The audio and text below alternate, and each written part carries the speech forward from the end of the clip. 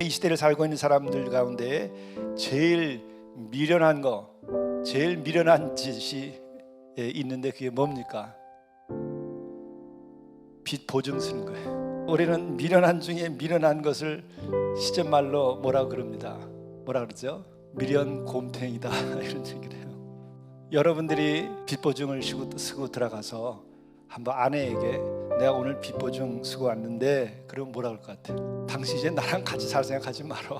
한마디로 미련한 짓을 한 거죠. 미련 곰탱이 같은 일을 했다 이렇게 취급받을 겁니다. 이해가 없을 거예요. 그런데 십자가라고 하는 것은 어떤 것인가? 그것은요, 죄를 보증 쓴 거예요. 죄의 대가가 뭐예요? 죽는 거예요. 죄의 대가는 심판받는 거예요. 이게 하늘의 법이고 세상의 법이고 여기서 예외가 있나요? 여러분 죄 져보세요. 대가를 치러야 돼요. 죄에 대한 대가는 뭐예요? 사망이라고 그런 거예요. 그 보증을 쓴 게 십자가예요. 여기에 종이 있어요.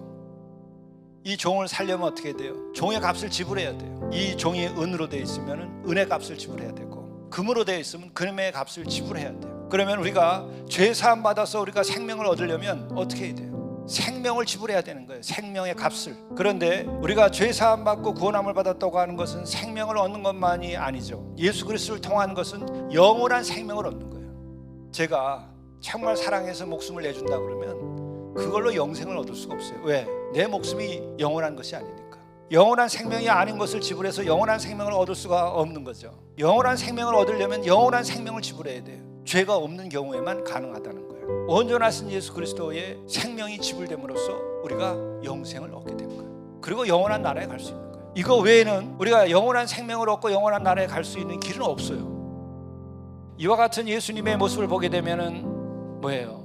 예수님은 미련 곰탱이에요. 오늘 말씀대로 십자가에 도가 멸망하는 자들에게는 미련한 것이요, 십자가, 그 십자가를 지고 자기 목숨을 내놓은 그 예수는 미련한 자 가운데 미련한 자요. 멸망하는 자들에게는 그렇게 보이는 거예요. 심판 아래에 서게 되고 믿음을 가질 수 없는 자들에게는 미련한 짓을 한 거예요, 예수께서. 그러나 구원을 받는 우리에게는 눈이 떠지고 내 죄로 인하여 고통을 겪어보고, 죄에서 고통만을 겪는 것이 아니라 죄의 사함을 받고 새롭게 되기를 원하는 영혼의 갈망을 가지고 있는 이들이 믿음이 생겨서 그 십자가를 바라보게 되면은 그 십자가에서 죽은 미련한 자 예수가 영원한 생명을 지불함으로써 나에게 영원한 생명을 얻게 한 하나님의 능력, 하나님의 구원, 하나님의 사랑, 바로 그걸 하는 거예요. 하나님의 죄 사함의 능력이라고 하는 거예요.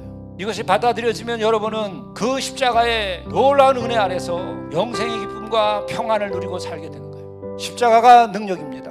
바로 하나님의 어리석음이 사람보다 지혜롭고 하나님의 약하심이 사람보다 강하니라. 그러니까 우리가 믿고 따를 것은 십자가밖에 없는 거예요. 우리가 가야 할 길은 십자가를 지고 가는 수밖에 없어요. 거기에 길과 진리와 생명이 있고 영생이 있고 천국이 있는 거예요. 내일이 아니라 지금 이 순간에 우리에게 임하는 거예요. 그와 같은 삶, 그와 같은 성도들이 돼야 돼요. 세상을 이기게 돼요. 여러분이, 우리 교회가 세상을 이기게 돼요. 여러분의 가정이 세상을 이기게 되는 거예요. 하나님의 나라가 임하게 될 것입니다.